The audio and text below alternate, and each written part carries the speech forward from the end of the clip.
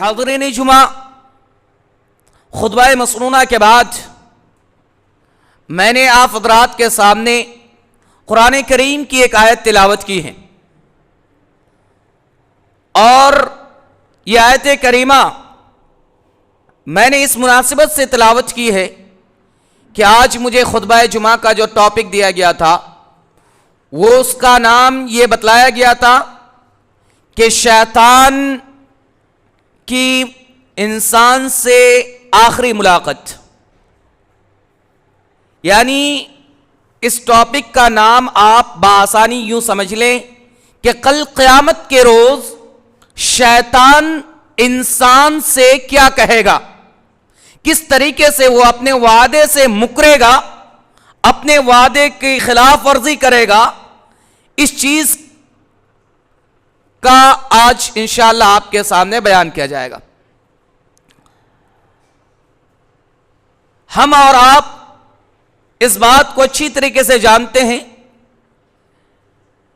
کہ اللہ رب العالمین نے ہمیں اور آپ کو اس دنیا کے اندر اس لیے مبعوث کیا، اس لیے پیدا کیا، اس لیے بھیجا کہ ہم اور آپ اللہ کی پیروی کریں، اللہ کی بندگی کرے، اللہ کی عبادت کرے، اس کے ساتھ کسی کو شریک نہ ٹھہرائے، اللہ کی فرمودات کو اپناتے ہوئے اس کی نبی کی پیروی کرے، اتباع کرے۔ یہی ہمارے اور آپ کے لیے نجات کا ذریعہ ہے۔ ہمیں اس بات کا بھی علم ہے کہ اللہ رب العالمین کے فرمودات کے علاوہ اللہ کے رسول کے اعمال کو دیکھتے ہوئے، ان کے بتلائے ہوئے طریقے، ان کے بتلائے ہوئے راستے سے دوسرے راستے یا دوسروں کی پیروی کرنے سے اللہ رب العالمین نے ہمیں منع فرمایا ہے۔ اور اللہ رب العالمین نے واضح طور پر فرما دیا ہے شیطان کے بارے میں کہ دیکھو، شیطان تمہارا ایک کھلا ہوا دشمن ہے، لہذا تم اسے اپنا دشمن سمجھو۔ ایسا نہیں کہ وہ تم سے دشمنی کر رہا ہے تو تم ان سے رہنمائی سے پیش آؤ، حسن سلوک سے پیش آؤ، نہیں، اللہ رب العالمین نے واضح کر دیا کہ یہ تمہارا کھلا ہوا دشمن ہے۔ اور یہ دشمنی کی وجہ یہ ہے کہ چونکہ اللہ رب العالمین نے حضرت آدم علیہ السلام کو اور حضرت حوا علیہ السلام کو جنت میں بھیجا، اور اس سے پہلے شیطان کو یہ حکم دیا گیا تھا کہ تم ان کو سجدہ تعظیمی کرو، شیطان نے اس کا انکار کیا، اور انکار کرنے کی وجہ سے اللہ رب العالمین نے ان کو گمراہ قرار دیا، ان کو جنت سے نکال دیا اور کہا کہ جاؤ تم بھٹکتے رہو۔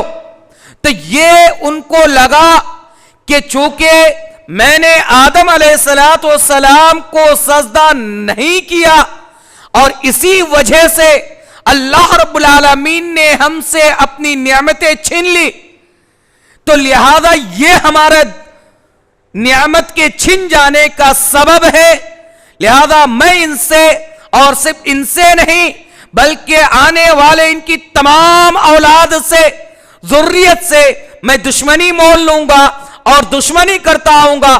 جس طریقے سے اس نے مجھے راہ راست سے بھٹکا دیا، جس طریقے سے اس نے مجھ سے نعمتیں چھین لی، مجھ سے جنتیں چھین لی، میں بھی ان کی اولاد کو جنت میں داخل نہیں ہونے دوں گا، میں بھی انہیں جہنم میں لے جاؤں گا، میں بھی انہیں اللہ کی نافرمانی کرواؤں گا۔ یہ اس نے وعدہ اور ٹھان لیا، اور اسی بنیاد پر وہ اپنے چیلوں کو، اپنے ایجنڈوں کو انسان کے پیچھے لگا دیا۔ اب انسان کو ہر وہ اعمال ایسے مزین کرتا ہے، انسان سے وعدہ کرتا ہے کہ دیکھو تم دنیا کے اندر اس لیے آئے ہو کہ تم عیش و عشرت کی زندگی بسر کرو، یہ جو تم سے کہا جا رہا ہے کہ کل قیامت آنے والا ہے, ایک دن قیامت نافذ ہونے والی ہے, اور قیامت کے دن تمہیں اللہ کے ہاں حاضر ہونا ہوگا. تم اس دنیا کے اندر جو اعمال کرو گے اس کا حساب دینا ہوگا. یہ سب بکواس کی باتیں ہیں, یہ کوئی چیز نہیں ہے. بھلا کیسے تم مرنے کے بعد ہزاروں سال بعد, لاکھوں سال بعد کیوں کر تم کو زندہ کیا جائے گا, کیوں کر تم کو حساب دیا جائے گا؟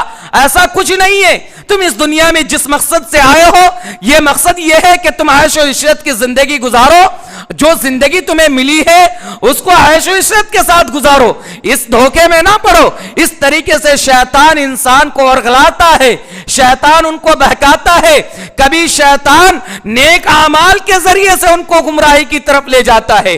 وہ اس طریقے سے کہ شیطان دیکھتا ہے کہ انسان فرائض کا اہتمام کر رہا ہے, انسان ان کے جو حقوق بیان کیے گئے ہیں انسان کے لیے ان حقوق کو ادائیگی کر رہا ہے. جو فرائض اللہ رب العالمین نے ان پر نافذ کیا ہے ان کو پابندی کے ساتھ ادا کر رہا ہے. اب شیطان ان کے سامنے وسوسہ ڈالتا ہے, ان کو بہلانے کی کوشش کرتا ہے کہ دیکھو یہ فرائض, اس کو اپنانے سے کچھ نہیں ہوتا, بلکہ تم ایسا بھی کرو جو کہ دیکھنے میں لگ تو رہا ہے کہ یہ نیک اعمال ہے, یہ دین کا اعمال ہے, لیکن وہ شریعت میں اس اعمال کا کوئی ویلو نہیں, شریعت میں اس اعمال کا کوئی دلائل نہیں. اب وہ شیطان انسان کو نیک اعمال کر کے, مزین کر کے, ان کی خوبصورتی لوگوں کو دکھا کر لوگوں کو اس طرف مائل کر دیتا ہے. مثال کے طور پر آپ دیکھ لیں, آج امت مسلمہ کے اندر بے شمار ایسے لوگ پائے جائیں گے کہ جو دین کے نام پر کتنی ساری خرافات اور بدعات ایجاد کر رکھا ہے. کبھی دین کے نام پر ثواب کی نیت سے نبی کریم صلی اللہ علیہ وسلم کی جشن عید میلاد منایا جاتا ہے, تو کبھی نبی کریم صلی اللہ علیہ وسلم کی بعثت اور ان کی مسجد مدینہ میں انٹری کا جو جشن ہے ان کو منایا جاتا ہے. کبھی معراج کے نام پر جشن منایا جاتا ہے, تو کبھی کسی بزرگ دین کے مزارات پر جا کر, قبور پر جا کر ان کو سجدہ کیا جاتا ہے, ان کو دعائیں کی جاتی ہیں, ان سے مدد طلب کی جاتی ہے, ان کے لیے چڑھاوا چڑھایا جاتا ہے, فاتحہ کیا جاتا ہے. یہ تمام تر کیا ہیں؟ شیطان کے حلبے ہیں, شیطان کے حربے. یہ شیطان یوز کیا ہے انسان کو نیک راستے سے, انسان کو اللہ سے دور کرنے کے لیے, انسان کو نبی کی پیروی سے دور کرنے کے لیے. یہ تمام تر حربے استعمال کر رکھے ہیں ان کو نیک اور اچھے کام کے بہلاوا دے کر. کبھی شیطان نے انسان کو اس طور پر بہلایا کہ تم نوافل کا اہتمام کر کے کیا کرو گے, تمہارے لیے تو یہ فرائض ہی کافی ہے. جب وہ شیطان, چونکہ شیطان کا ایک مشن ہے, شیطان ایک مشن رکھا ہے, ایک ٹارگٹ بنا رکھا ہے کہ انسان کو پہلے ایک اعمال سے دور کیا جائے گا, پھر جب اس میں وہ کامیابی حاصل کرے گا پھر دوسرے کام سے اس کو دور کیا جائے گا, دوسرے اعمال سے اس کو دور کرنے کی کوشش کرے گا. تو انسان ایک ٹارگٹ بنا رکھا ہے, انسان کی دل و دماغ کو وہ بھانپتا ہے, پہلے ان کی کیٹیگری کو بھانپتا ہے, پھر وہ دیکھتا ہے کہ اگر یہ فرائض کا اہتمام کر رہا ہے, نوافل کا اہتمام کر رہا ہے, تو اگر ڈائریکٹ ان کو فرائض سے روکنے کی کوشش کرے گا تو یہ ناکام ہو جائے گا. تو پہلے ان کو نوافل سے دور کرتا ہے.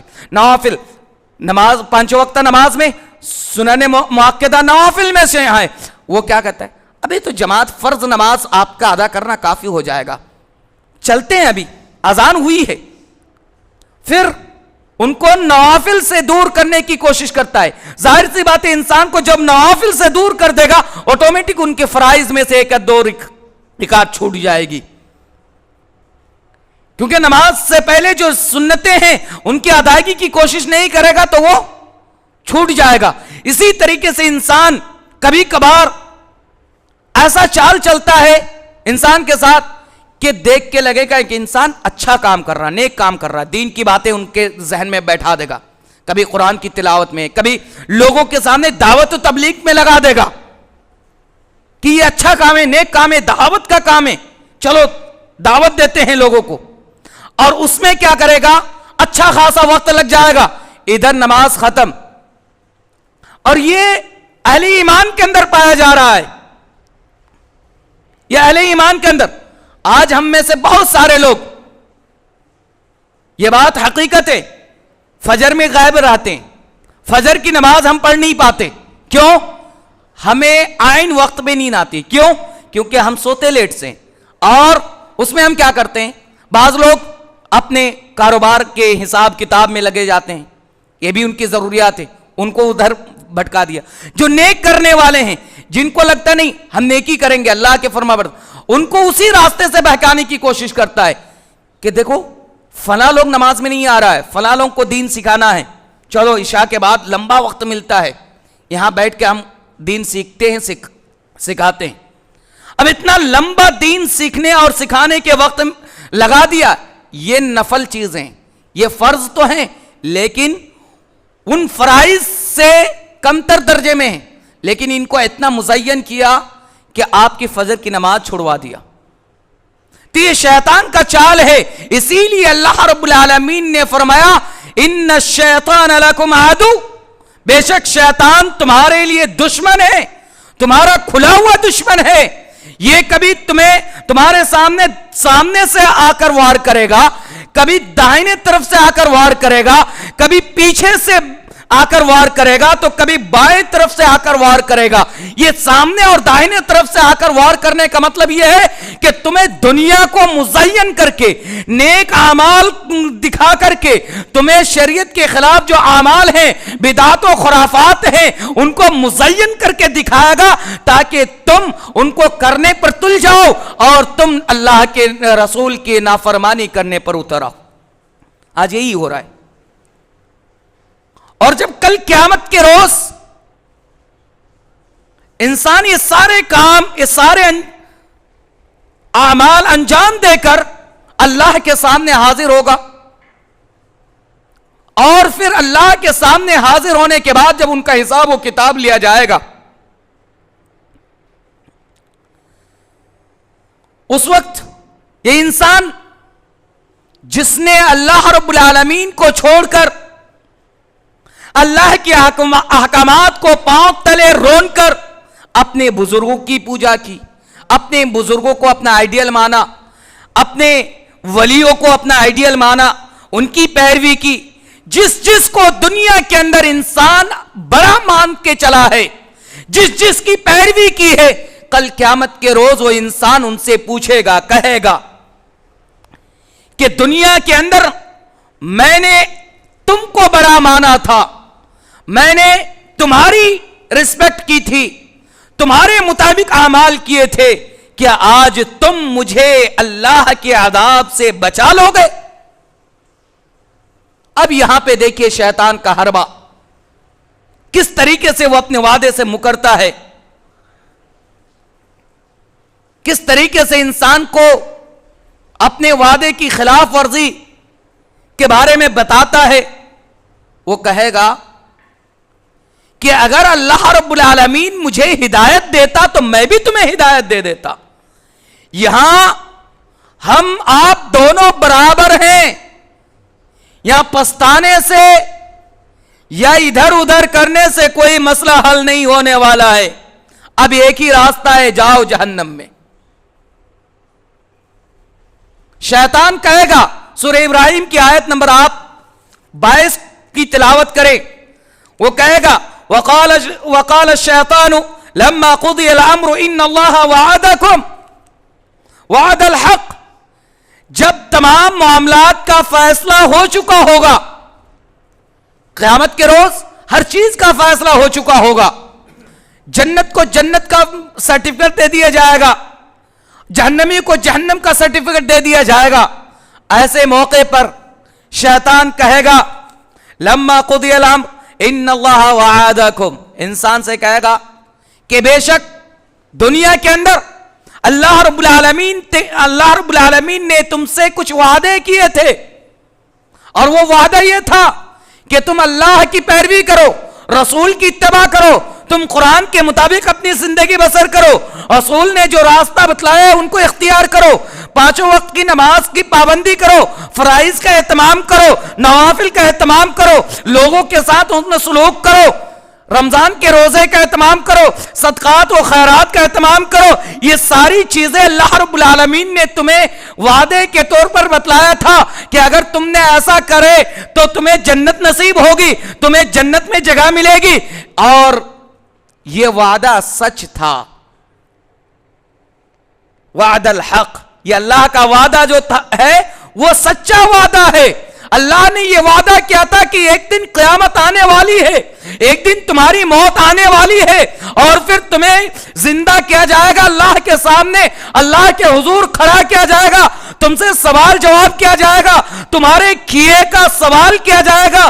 یہ سارے وعدے اللہ رب العالمین نے تم سے کیا تھا، اور یہ تم آج اپنی آنکھوں سے دیکھ رہے ہو. یہ وعدہ سچا تھا. لیکن دنیا کے اندر میں نے بھی تم سے ایک وعدہ کیا تھا. وَوَعَدْتُكُمْ، میں نے بھی تم سے ایک وعدہ کیا تھا. وہ وعدہ یہ تھا کہ میں نے تمہیں ورغلایا کہ یہ ساری باتیں جو ہیں جنت جہنم کی باتیں یہ فیک ہیں، یہ بلا وجہ کی باتیں ہیں، یہ مرنے کے بعد زندہ ہونے کی باتیں بلا وجہ کی باتیں ہیں. اور تم نے میری بات مان لی، میرے راستے پر چل پڑے، میری باتوں کو تم نے قبول کر لیا. فَأَخْلَفْتُكُمْ، اب میں اس وعدے کی خلاف ورزی کرتا ہوں. برسر عام میں یہ اعلان کرتا ہوں کہ یہ میری جو وعدہ تھی، میں نے جو وعدہ کیا تھا یہ جھوٹا تھا. اس کی کوئی سچائی نہیں تھی، اس کی کوئی حقیقت نہیں تھا. یہ اپنے وعدے سے مکر جائے گا اور کہے گا وَمَا كَانَ لِيَ عَلَيْكُمْ. اور یہ بات یاد رکھو، میں نے جو تم کو مزارات کے سامنے سجدہ کروایا یہ میں نے نہیں کروایا، میں نے جو چادر چڑھوایا یہ میں نے نہیں کروایا. یہ غیر اللہ کو اپنا ولی اور ان کو اپنا حاجت روا، مشکل کشا، غریب نواز، یہ میں نے آپ کو نہیں منوایا. میں نے صرف آپ کو کہا، میں نے آپ کو بتلایا، آپ کے دل میں وسوسہ ڈالا، آپ کو ایک مزین کر کے دکھایا اور آپ نے قبول کر لیا. آپ اس راستے پر چل پڑے، ہم نے راستہ دکھایا. وہ چلنا نہ چلنا آپ کی ذمہ داری تھی، ہم نے تو کچھ نہیں کیا، ہم نے آپ کو پکڑ کے نہیں لایا، ہم نے صرف راستہ دکھایا. آپ نے جا کر ان کو غریب نواز سمجھنا شروع کر دیا، آپ نے وہاں اولاد مانگنی شروع کر دی، اللہ کو چھوڑ کر وہاں دوسرے کو مشکل کشا سمجھنے لگے، دوسرے کی پیروی کرنے لگے، دوسروں کی اللہ کے رسول صلی اللہ علیہ وسلم کی دلائل اور ان کے اعمال کو چھوڑ کر آپ نے ان کے ایسے اعمال شروع کر دیے جن کی شریعت میں کوئی دلیل، کوئی سلطان، کوئی برہان نہیں. یہ ہم نے نہیں کرایا، یہ تو آپ نے تسلیم کر لیا. میں نے صرف وسوسہ ڈالا، آپ کے ذہن میں بات ڈالی، اپنے ایجنڈوں کے ذریعے سے، اپنے جو رعایا ہیں، جو میرے فالوور ہیں، ان کے ذریعے سے ہم نے آپ کے دل میں بات ڈالی، آپ نے اس کام کو انجام دینے لگا. لہذا اب مجھے ملامت نہ کرو، اس کا مجرم مجھے نہ ٹھہراؤ. یہ مجرم خود ہو، میں اس کا مجرم نہیں کہ میں نے تمہیں نماز سے دور رکھا، نوافل سے دور رکھا، صدقہ و خیرات سے دور رکھا، نیک اعمال سے دور رکھا، یہ میں نے نہیں کیا. فلا تلومونی، مجھے ملامت نہ کرو، مجھے لعن طعن نہ کرو. ولوموا انفسکم، بلکہ تم اپنے نفس پر ملامت کرو، اپنے آپ پر ملامت کرو، اپنے آپ پر لعن طعن کرو کہ تمہیں یہ ہونا چاہیے تھا کہ اللہ رب العالمین نے قرآن کریم میں یہ حکم دیا ہے، ہم اللہ کے حکم کی بجاوری کریں، اللہ کے حکم کے مطابق اپنی زندگی بسر کریں. تمہیں اللہ رب العالمین نے عقل سلیم دے رکھا تھا اور میں نے اسی عقل پر تمہیں بات رکھی تھی. تو تمہارے سامنے دونوں راستے تھے. تم چاہتے جس طریقے سے اللہ کو انکار کر دیا، اللہ کے فرمان کو انکار کر دیا، رسول کے فرمان کو انکار کر دیا، میری بھی باتیں، میری بھی وسوسے تم سائیڈ میں رکھ سکتے تھے، لیکن تم نے نہیں رکھا. تو یہ غلطی تمہاری ہے، میری نہیں ہے. یہ شیطان مکر جائے گا. یہ شیطان کا حال ہے کہ یہ دنیا کے اندر वसवसे डालकर लोगों को बहकाएगा, लोगों को रास्ते से राह रास्त से भटकाएगा। इंसान की जिम्मेदारी बनती है कि वो अपने आप को इन शैतान के वसवसों से दूर रखकर, इन शैतान की रंगीनियों से, ये दुनिया क्या है, ये रंगीनियां हैं, ये शैतान का दिया हुआ है।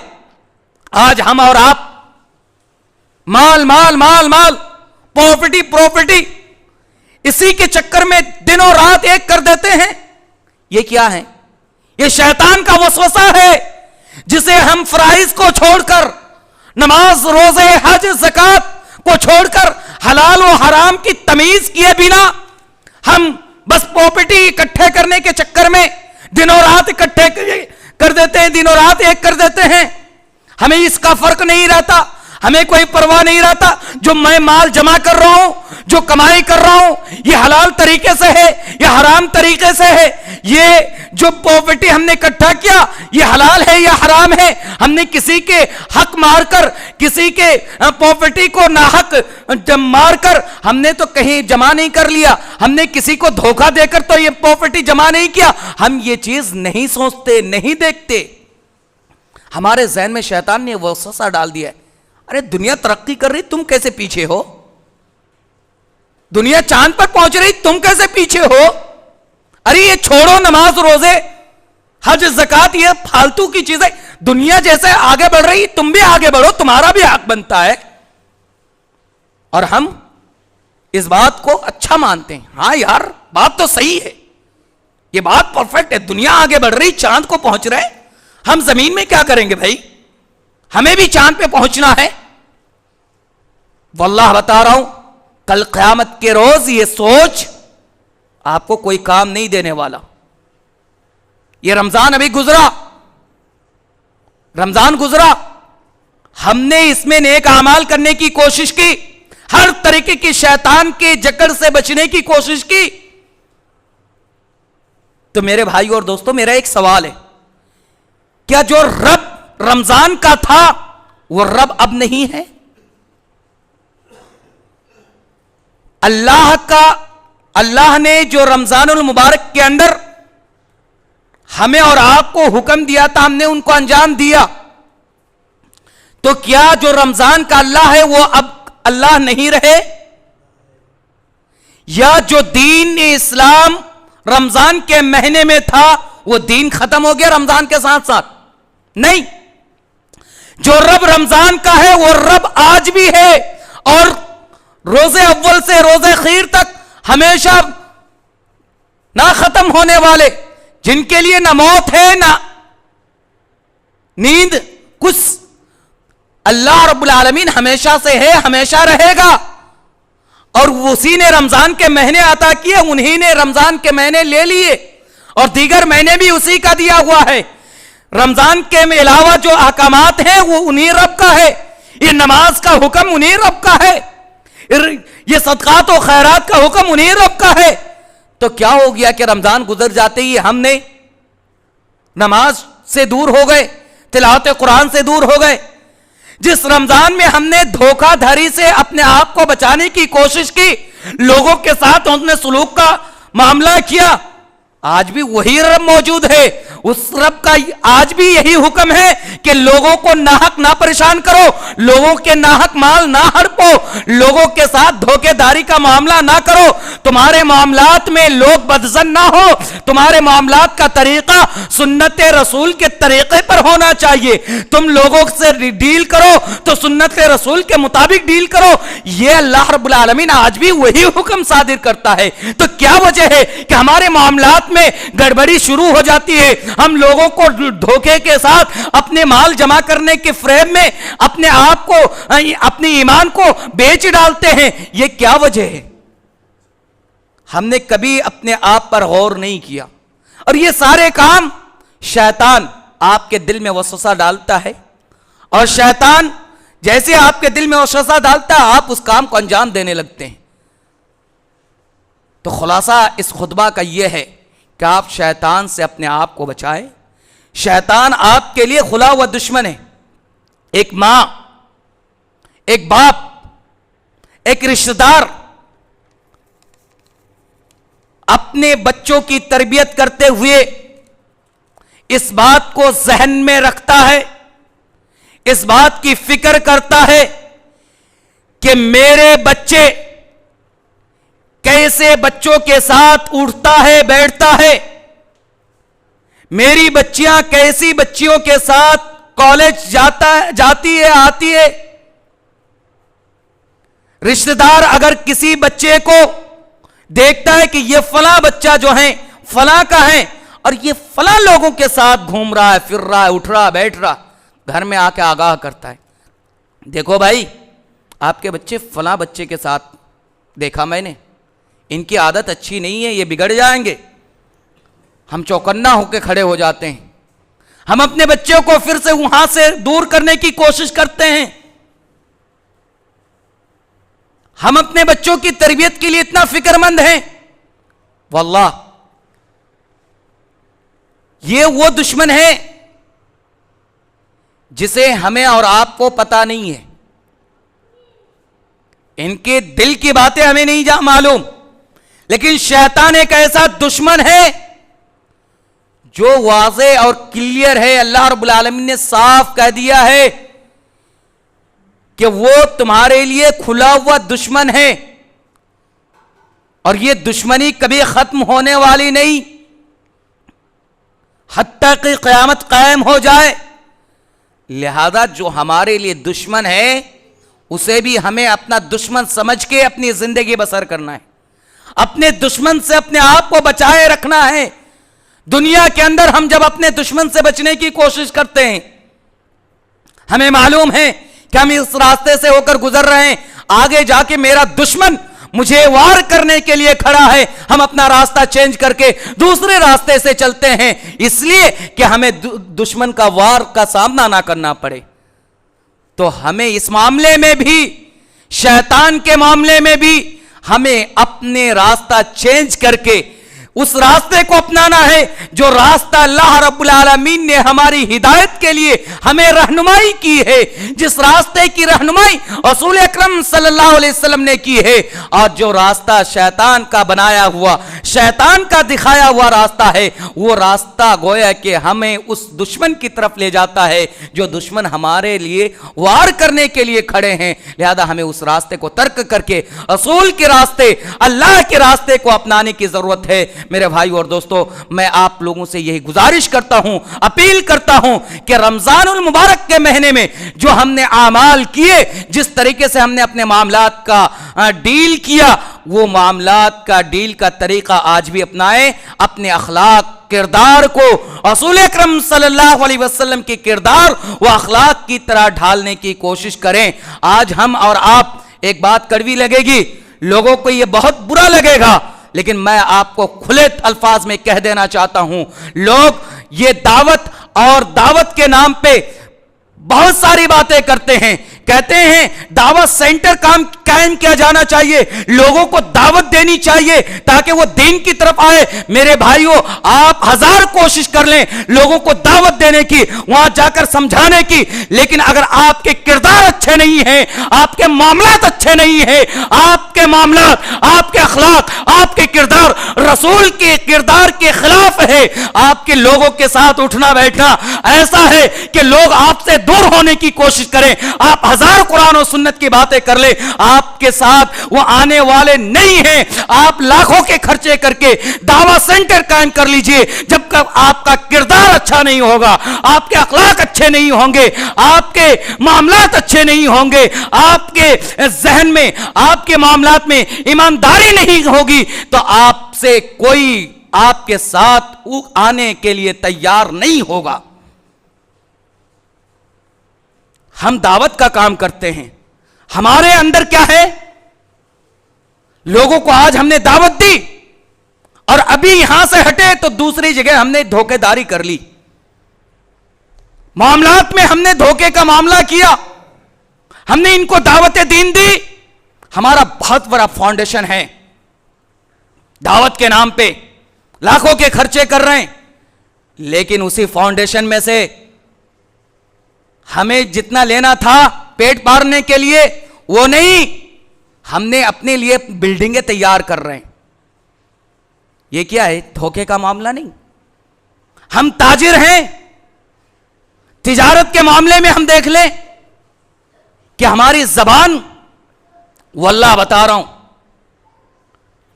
ایک ہی جگہ پہ ایک غیر مسلم اور ایک مسلم کا شاپ ہو, اس غیر مسلم سے لوگ ڈیل کرنے کے لیے تیار رہتے ہیں لیکن مسلم سے دور بھاگتے ہیں. وجہ کیا ہے؟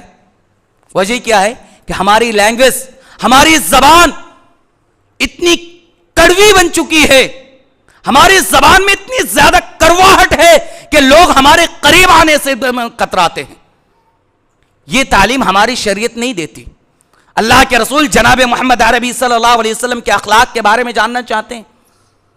حضرت عائشہ رضی اللہ تعالی عنہا سے پوچھا گیا, سوال کیا گیا کہ آپ کے اخلاق کیا ہیں, آپ کے کردار کیا ہیں, آپ کے اخلاق کیا ہیں؟ حضرت عائشہ رضی اللہ تعالی عنہا بیان کرتی ہیں خلقہ القرآن. آپ کے اخلاق, آپ نے اگر قرآن پڑھا ہوگا تو آپ کے اخلاق آپ کو پتہ چل گیا ہوگا. پتہ یہ چلا کہ نبی صلی اللہ علیہ وسلم کے اخلاق و کردار قرآن کے بتلائے ہوئے طریقے پر تھا. پوری قرآن, یعنی قرآن جس بات کی دعوت دیتا ہے اسی کے مطابق آپ چلتے تھے. آپ صحابہ کرام, نبی کریم صلی اللہ علیہ وسلم کے معاملات کو آپ دیکھ لیں, دعوت کے طریقے کو دیکھ لیں, آپ نے کبھی بھی خاص کر کے دعوت کے لیے کہیں نہیں گئے.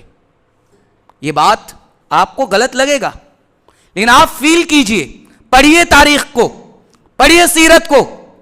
خاص کر کے دعوت کے لیے اللہ کے رسول یا پھر صحابہ کرام, ہمارے ہندوستان میں 25 صحابہ کرام آئے, کیا دعوت کے نام پہ آئے تھے؟ نہیں اللہ کے بندو, وہ تجارت کے معاملے میں آئے تھے, تاجر بن کر آئے تھے, اور وہ تجارت اس انداز سے کیے, انہوں نے معاملات اس انداز سے کیے, ان کے اخلاق, ان کی کردار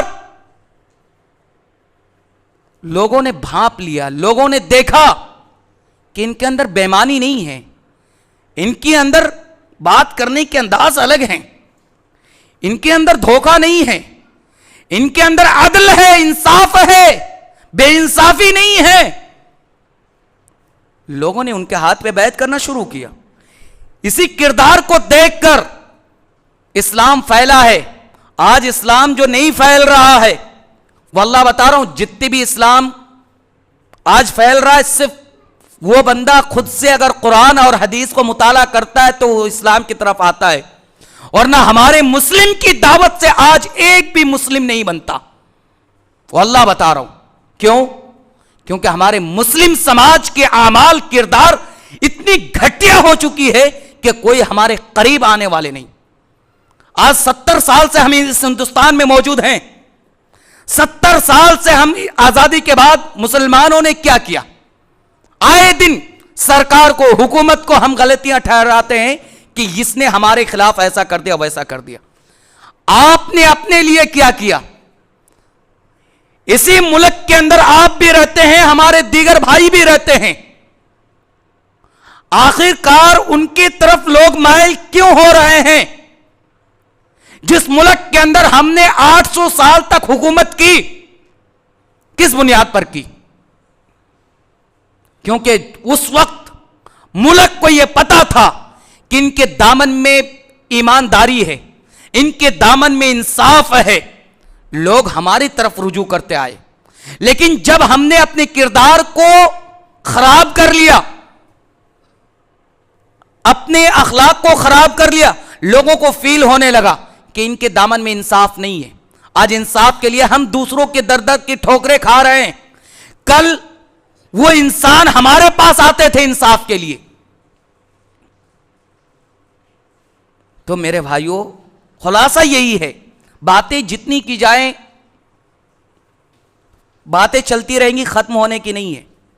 لیکن ہمیں ضرورت اس بات کی ہے, بات سے زیادہ عمل, ہمیں سوچنے, غور کرنے کی ضرورت ہے کہ وہی ہم بھی ہیں جو ہم سے ہمارے اسلاف تھے, اسی امت نبی میں سے ہم بھی ہیں. ان کے حکومت 800 سال تک چلی اور آج ہم پانی کے لیے ترس رہے ہیں. ہم اپنے گھر میں سکون کی زندگی بسر کرنے کے لیے ترس رہے ہیں. وجہ کیا ہے؟ اس پر غور کریں اور جو کمیاں ہیں، جو خامیاں ہیں، جو ہمارے اندر خامیاں پیدا ہو گئی ہیں، اس کو دور کرنے کی کوشش کریں. یہی ہماری اصل دعوت ہوگی. انسان اگر اپنے کردار، اپنے معاملات کو درست کر لے، اپنے آپ کو دین کے مطابق ڈھال لے، یہ سب سے بڑی دعوت کا کام ہے. اللہ کے رسول جناب محمد عربی صلی اللہ علیہ وسلم کو دعوت کا حکم دیا گیا تو یہ نہیں کہا گیا کہ آپ جاؤ مدینے کی بستیوں میں یا مدینے سے ہٹ کر دوسری جگہ کہیں دعوت کا کام کرو. سب سے پہلا حکم یہ دیا گیا کہ آپ اپنے عشیرہ، اپنے خاندان کو دعوت دو. مطلب یہ ہوا کہ آپ پہلے اپنے اندر کی اصلاح کرو. تو جب انسان اپنے آپ کی اصلاح کر لے گا، یہ سب سے بڑی دعوت کا کام ہے. اور انسان جب اپنے آپ کی اصلاح کر لے گا، اپنے اندر وہ اخلاق، وہ کردار پیدا کر لے گا، انسان خود بخود ان کے راستے پر آنے کے لیے تیار ہو جائے گا. آپ اپنا کے دیکھیے. میرا یہ چیلنج ہے، جس دن انسان اپنے آپ کی اصلاح کر لے گا، ان کے ساتھ 10 چلنے والے نہ ہو جائے، تو میں آپ کو یہ چیلنج پیش کرتا ہوں کہ میرا گردن آپ جہاں چاہیں اڑا سکتے ہیں، لیکن شرط یہ ہے کہ آپ کو اسی انداز اختیار کرنا ہوگا جو انداز رسول اکرم صلی اللہ علیہ وسلم کا، جو انداز صحابہ کرام کا، جو معاملات کا طریقہ صحابہ کرام کا، جو معاملات کا طریقہ رسول اکرم صلی اللہ علیہ وسلم نے بتلایا ہے، جو معاملات کا طریقہ قرآن نے بتلایا ہے. اگر اسی حساب سے معاملات کرتے ہیں اور آپ کے آگے پیچھے 10 لوگ نہیں کھڑے ہوتے ہیں تو مجھے بتائیے گا. اللہ رب العالمین سے دعا ہوں کہ اللہ تعالی ہمیں اور آپ کو صحیح معنوں میں کتاب و سنت کے مطابق عمل کرنے والا بنائے، کتاب و سنت کی پیروی کرنے والا بنائے، شیطان کی جال سے ہمیں اور آپ کو بچنے کی توفیق عطا فرمائے. آمین. اے الہ العالمین، جو مسلمان پریشان ہیں، جو مسلمان بیمار ہیں، اللہ انہیں شفائے عاجلہ کاملہ عطا فرما، ان کی پریشانیوں کو دور کر دے. اے الہ العالمین، جو مسلمان اس دنیا سے رخصت ہو گئے، اللہ ان کی مغفرت فرما، انہیں جنت الفردوس میں جگہ عطا فرما. الہ العالمین، جو مسلمان قرض دار ہیں، اللہ ان کی قرض کی ادائیگی کے لیے کوئی سبیل عطا فرما. الہ العالمین، ہمیں صحیح معنوں میں کتاب و سنت کو سمجھنے اور اس پر عمل کرنے والا بنائے. الہ العالمین، جب تک ہم جیے اللہ کے حکم، اللہ کی فرما برداری، رسول اکرم صلی اللہ علیہ وسلم کے بتلائے ہوئے طریقے اور اسلام پر جئیں، اور جب ہماری وفات ہو الہ العالمین حالت ایمان پر اور شرک سے بیزاری، شرک سے دور رہ کر، شرک سے اپنے دامن کو خالی رکھ کر اللہ آپ سے ملاقات ہو. الہ العالمین ہماری دعا کو قبول فرما.